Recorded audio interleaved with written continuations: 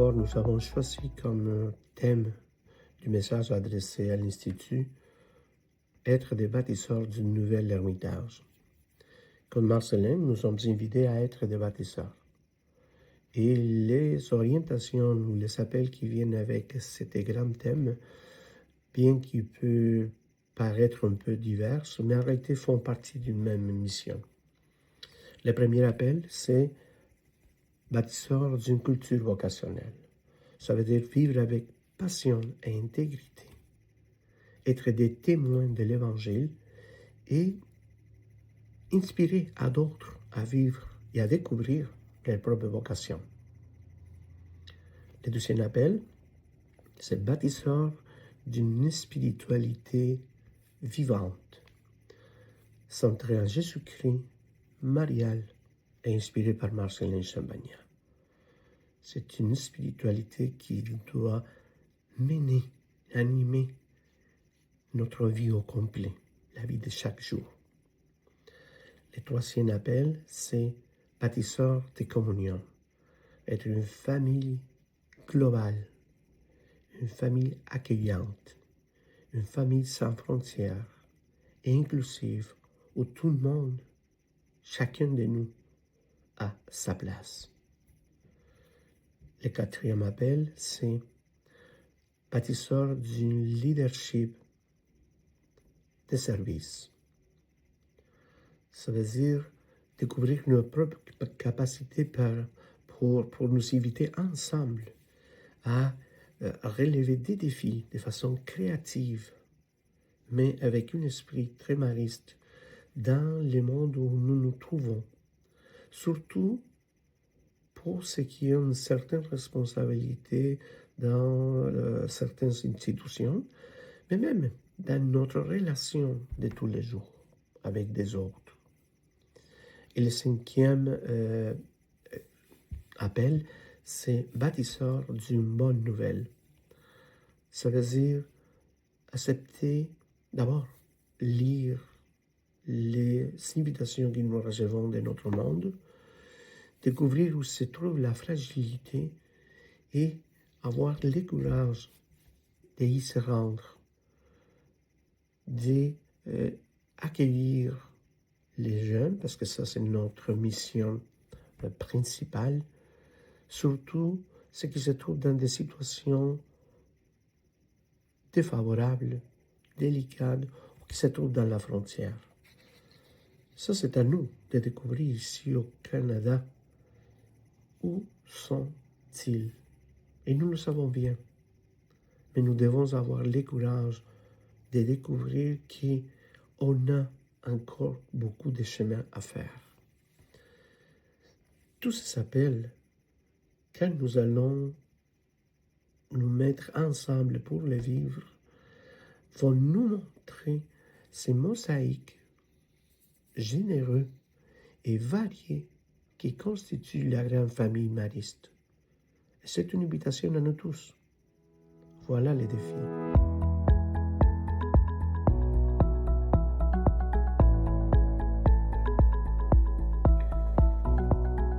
Tout d'abord, j'aimerais souligner l'accueil chaleureux et fraternel des laïcs et des frères de la province de l'Asie de l'Est. Ils se sont tellement dévoués à notre service pour résoudre tous les besoins, tous les manques qu'on les faisait parvenir avec une sourire, une rapidité incroyable et toujours fraternelle que j'étais vraiment touché. Je l'ai vécu, ma propre expérience personnelle, pour une situation personnelle que j'ai dû passer et vivre là-bas. Mais vraiment, je me suis senti en famille. Vraiment, vraiment en famille. Je remercie Dieu, justement, de les avoir connus, de les avoir côtoyés. Et je demande que le bon Dieu continue à les protéger et accompagner leur vie et leur mission là-bas. Le deuxième élément que j'aimerais souligner, c'est les témoignages engagés de jeunes frères et de laïcs qui ont participé comme invités au chapitre ou comme quelques-uns comme délégués à ces chapitres-là. Vraiment, si on parle d'abord des laïcs, je les sentis comme un compagnon des routes. Et ils nous l'ont demandé, ils nous l'ont exprimé quand ils ont eu l'opportunité de nous parler à nous tous une journée que les avait dédiée. Ils nous ont fait la demande de les accueillir, de les accepter, de les sentir et de faire partie membres de la même famille et de nous laisser interpeller par leur vocation, par leurs paroles, par les témoignages, de la même manière qu'ils se laissent interpeller par nous. En réalité, ils nous ont demandé de, comme on dit, lier fortement ces tissus qui nous constituent comme une famille mariste, comme un mariste de Champagne. Et pour les jeunes frères, vraiment, leur présence, les jours au jour, et leurs témoignages et les messages qu'ils nous ont adressés, ça me fait rappeler toute mon temps, mon expérience des jeunes frères à un moment donné, et tous les désirs de me donner pleinement. Et l'appel à être accompagné par des frères qui ont un peu plus d'expérience, mais nous devons agir étant que frères auprès d'eux. Nous avons vraiment, vraiment un vrai défi. Peut-être pas ici parce que nous n'avons pas de jeunes frères, mais nous comptons maintenant avec la présence d'un frère venu de la province de l'Ermitage qui vit une expérience avec nous tout au long de l'année. Mais nous devons faire attention et accompagner cette vocation, cet frère qui est parmi nous, et de nous laisser aussi interpeller par ses paroles, par son témoignage, par sa présence, par son engagement, son enthousiasme auprès de la jeunesse. C'est le même enthousiasme qu'ils ont montré les gens qui ont participé, les jeunes frères qui ont participé au chapitre. Donc nous avons une tâche, une responsabilité auprès d'eux. D'abord, de les sentir frères, de les accompagner dans notre prière et de les accompagner aussi avec notre témoignage. Et ça concerne aussi les témoignages que nous devons offrir de la part des frères laïcs de notre district, comme des laïcs aux frères, pour apprendre, parce qu'il nous reste beaucoup de chemin à faire, pour apprendre à marcher ensemble. Le troisième élément que j'aimerais en réalité souligner, que je l'ai déjà dit lors de la deuxième partie des vidéos que vous avez reçues le mois de septembre, j'étais vraiment, vraiment touché par les témoignages des jeunes qui nous ont offert des différents ateliers où ils ont montré les engagements, quelques-uns parmi en vivant certaines difficultés et peut-être beaucoup d'obstacles de la part de différentes institutions. Mais vous avez dû les voir et de les écouter. Et c'était des jeunes, et gardaient leur propre identité de jeunes, mais ils voulaient transformer le monde. Mais ils le font avec des petits pas, à partir de la réalité qu'ils vivent, en gardant leur propre originalité. Et ça, c'est quelque chose que nous pouvons, comme on dit, profiter ici, parce que nous avons des jeunes qui sont accompagnés par nous, mais qui peut-être vous allez les rencontrer de temps à l'autre. Vous l'avez déjà fait peut-être, mais ils sont là et ils donnent un témoignage incroyable et ils sont capables de transformer leur propre réalité. Si nous sommes aussi en quelque sorte courageux d'être auprès d'eux, de marcher ensemble et les accompagner dans leur vie et leur engagement personnel comme groupe.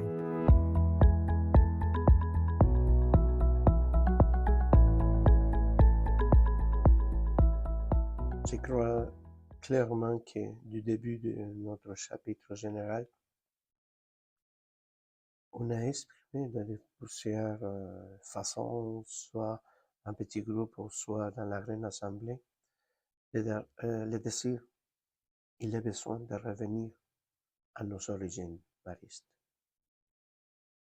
Et on se demande, on s'est demandé là-bas, c'est quoi l'identité d'un vrai mariste aujourd'hui dans le monde que nous vivons, avec les défis que nous devons faire face, avec une communauté de frères vraiment fragilisés un peu partout, pour des différentes raisons. Et nous, ici, nous connaissons nos situations personnelles, mais on sentait que nous avons encore un mot à dire, un témoignage à donner. C'est pour cette raison qu'on a voulu, en quelque sorte, se centrer sur notre raison d'être, de trouver de nouvelles manières, au moins d'ouvrir les chemins à des réflexions sur une nouvelle manière d'être plus présent, d'être plus signifiant comme frère dans le monde, dans la situation particulière où chaque frère, ou chaque communauté, ou chaque province euh, développe leur mission. Donc, en réalité, quand nous parlait tantôt de construire une nouvelle ermitage, on revenait à l'image de Marcelin comme bâtisseur, mais il avait besoin de construire une nouvelle maison plus grande parce que les nombres des frères, en quelque sorte, augmentaient et il n'avait pas assez d'espace. Mais il a eu le courage, sans avoir les moyens, de commencer, construire, bâtir une nouvelle maison pour cette jeune congrégation. Aujourd'hui, nous nous invitons à être de nouvelles bâtisseurs, de nouvelles ermitages. Évidemment, ça peut paraître un peu contradictoire parce que aujourd'hui, si on parle des frères, le nombre est croissant. Donc, en réalité, il dit, quelle nouvelle ermitage, quelle nouvelle maison. Mais en réalité, l'ermitage, construire une nouvelle ermitage, ce n'est pas une question de chiffres. Ce n'est pas une question de nombre. C'est une question de vitalité. Et une vitalité qui doit se renouveler dans les moments où les frères vivent. C'est notre moment à nous. Mais évidemment que c'est dans le nouvel ermitage, nous avançons pas seuls. On fait partie d'une grande famille. On fait partie de la famille des Champagnats. On est des maristes des Champagnats, où nous avons des compagnons de route, qui sont les laïcs, hommes et femmes, qui sentent que leur mission pour être fidèles au charisme de Champagnat, pour pérenniser la mission et les charismes maristes, ça les appartient aussi.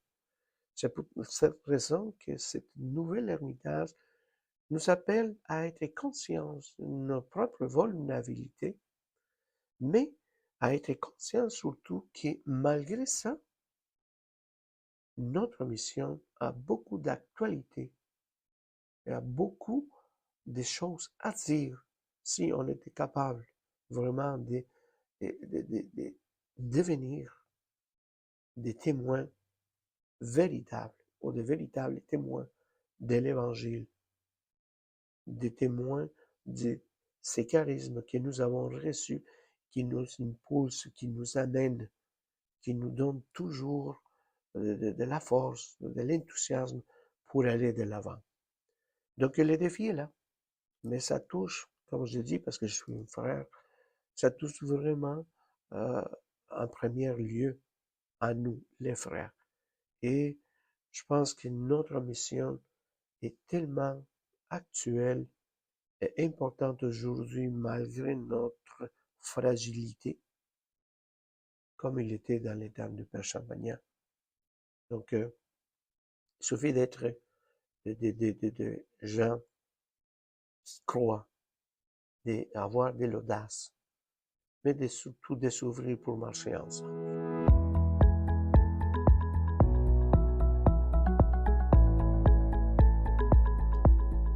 Et vous savez déjà que les mois d'août 2027, nous serons constitués une nouvelle province avec les États-Unis.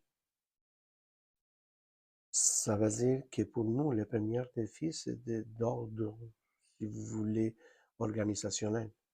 Donc, il va falloir commencer déjà à travailler pour apprendre à créer une vision provinciale dans notre manière d'être, dans nos programmations, dans nos, en quelque sorte, plans stratégiques comme province.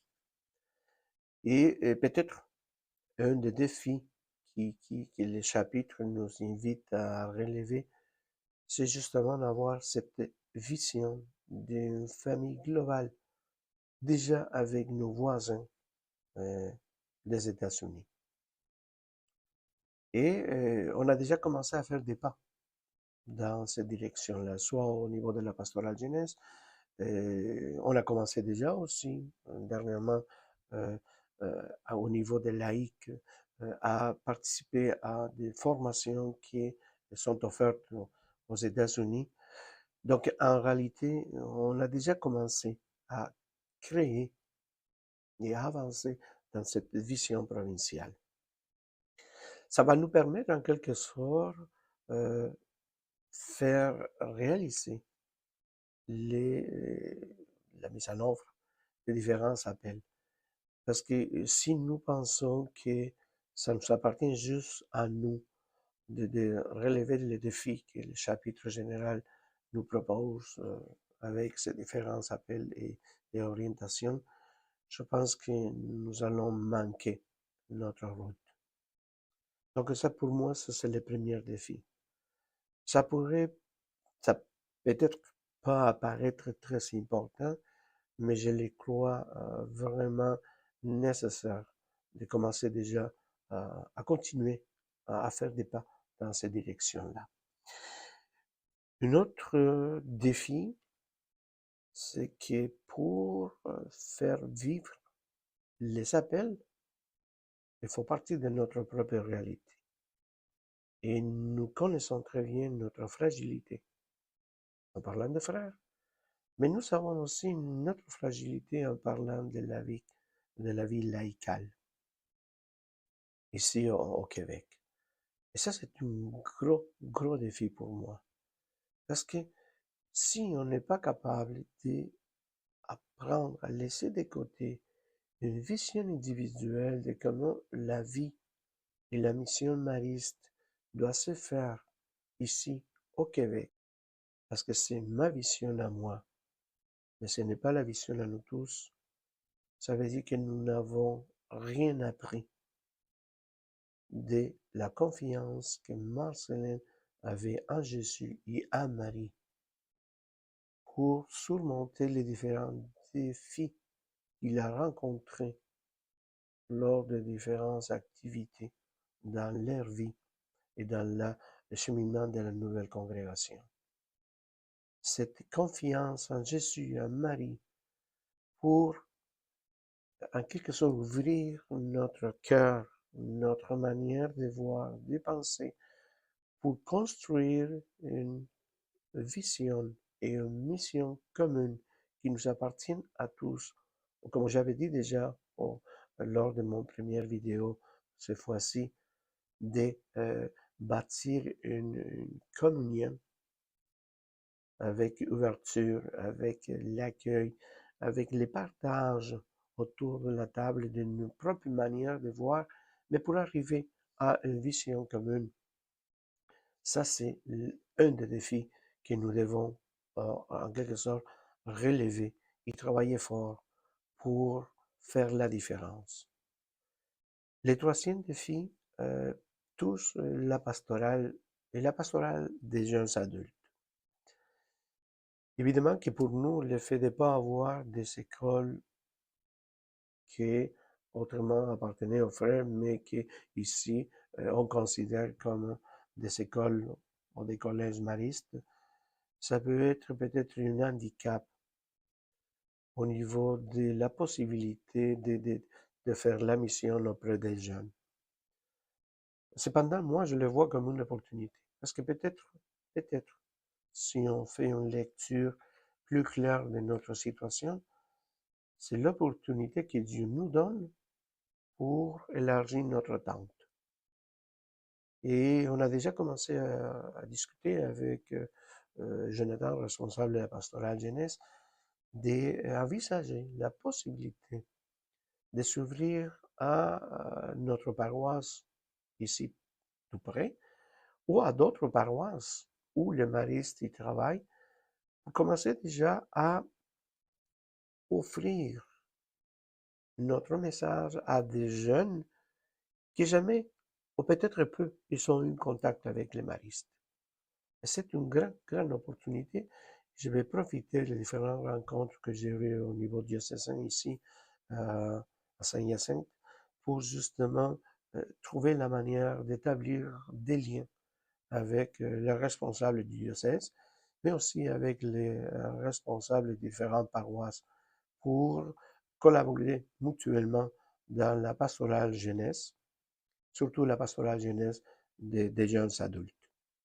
Donc pour moi, voilà les trois défis, mais peut-être que nous allons trouver d'autres au moment que nous allons commencer à réfléchir sur les appels et les orientations du chapitre. Nous allons trouver d'autres défis. Et ça sera important de les assumer, de les accepter ensemble et d'aller pas à pas, pas de prendre tous les défis en même temps parce qu'on ne sera pas capable d'aller plus loin. Mais nous devons nous donner des priorités. Et ça nous appartient et on verra les moments venus quand nous allons travailler là-dessus pour commencer à avancer.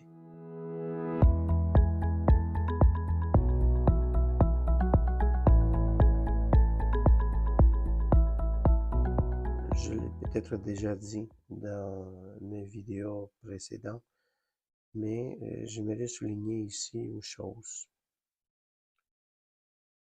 Je remercie profondément Dieu de m'avoir donné l'opportunité de participer au chapitre général. Comme j'ai déjà dit, j'ai senti vraiment cet esprit de famille qui nous anime. J'ai senti la présence cordiale, aimable, chaleureuse, accueillante de tous ceux et celles avec qui j'ai côtoyé. C'est incroyable la manière comment on s'est adressé naturellement à tous les jours quand on s'est rencontrés. Peut-être pour moi et pour les autres, c'était la première fois qu'on se voyait, mais sachez, là, c'était vraiment touchant d'écouter ton nom, de dire comment vas-tu, comment tu te sens aujourd'hui. Et il y avait toujours des frères, surtout, vraiment un frère de Lassie, qui à chaque fois, il me cherchait pour, en quelques heures, me gâter avec sa présence, mais me gâter aussi avec sa parole, pour me faire sentir vraiment en famille. Alors, c'était vraiment incroyable. Jamais je finirai de remercier le bon Dieu, les, les dons qu'il m'a fait de m'appeler à devenir membre de cette famille. Et pour cette raison que, en regardant aussi les jeunes frères, les laïcs, tous ceux qui ont participé, j'ai eu l'occasion de remercier ma propre vocation et de demander au Seigneur de m'accompagner dans la vie de chaque jour, avec mes difficultés à avancer, avec mes joies, avec mes peines, avec mes soucis, avec mes préoccupations, à ce moment-là aussi comme euh, responsable du district mariste du Canada. Donc, c'est juste pour vous dire que s'il y a une chose que j'ai senti renouveler en moi, c'est le désir de continuer à être des frères et à m'engager dans la mission à laquelle j'étais appelé auprès de mes frères, auprès des laïcs, mais surtout auprès des jeunes ici au Québec.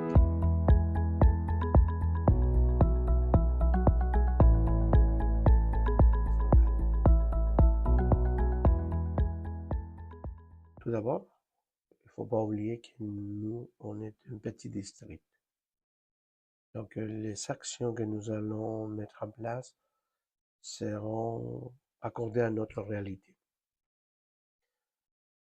Et la première chose à faire de ma part, c'est justement de faire connaître mon expérience lors du chapitre et à informer aussi les appels, les orientations, les messages que nous avons voulu transmettre à l'ensemble de l'Institut. Dans l'attente du document officiel qui va nous arriver d'ici un peu de temps, parce qu'il faut que les nouveaux conseils généraux se rencontrent à Rome pour nous faire parvenir ce message. Évidemment que nous allons prendre le temps de justement partager tant aux frères qu'aux laïcs, comme à l'ensemble de nous tous, les expériences vécues, tant pour Réal Sauvageau comme pour moi. Lui, il le fera le moment venu quand il va se rendre ici à Québec, au Québec, le mois de décembre prochain. Mais il aura aussi l'occasion de le faire, si besoin, par Zoom, avec ce que nous allons, comme on se dit, planifier. En disant ça, ben, je crois que la première chose à faire, ou la deuxième chose à faire, après l'information, c'est justement de convoquer une assemblée du district. En partant un peu de notre situation personnelle, de l'engagement tant des frères comme des laïcs, et au désir aussi de ceux qui voudront participer à cette assemblée pour discuter ensemble. D'abord, réfléchir, se laisser inspirer par l'esprit, travailler en synodalité, et pour, en quelque sorte, arriver à tracer les chemins dans lesquels nous voulons avancer pour les 8 prochaines années, à partir des appels et des invitations, orientations qui nous viendront bientôt de notre chapitre général. Donc, ça, c'est la première chose à faire, convoquer cette assemblée-là. Mais une fois l'assemblée convoquée, une fois que nous aurons discuté, évidemment qu'il va falloir faire un suivi. Mais un suivi qui devrait nous permettre de visualiser comment nous avançons dans ce que nous avons prévu de vivre et de faire. Donc, on va travailler ensemble avec un petit comité qui sera convoqué au moment venu pour justement accompagner la vie du district dans l'application et le vécu de cette orientation, de ces appels, de ces messages que le chapitre a voulu nous envoyer. Ça va être notre, comment on dit, ma responsabilité première. Mais aussi, quand j'aurai l'occasion de rencontrer tant les frères individuellement ou en communauté et aussi avec les laïcs de façon personnelle ou peut-être en groupe, ben, j'aurai aussi l'occasion de leur dire et en quelque sorte, leur demander comment on avance personnellement dans cette vécu des appels et des orientations. Et en même temps, de dire comment moi-même, je le vis dans ma vie de tous les jours, dans ma vie personnelle, dans ma vie communautaire et dans ma vie aussi comme animateur du district. Donc, il faut toujours partir de la réalité qui est la nôtre pour tracer les différents pas à vivre selon ce que nous allons recevoir comme message.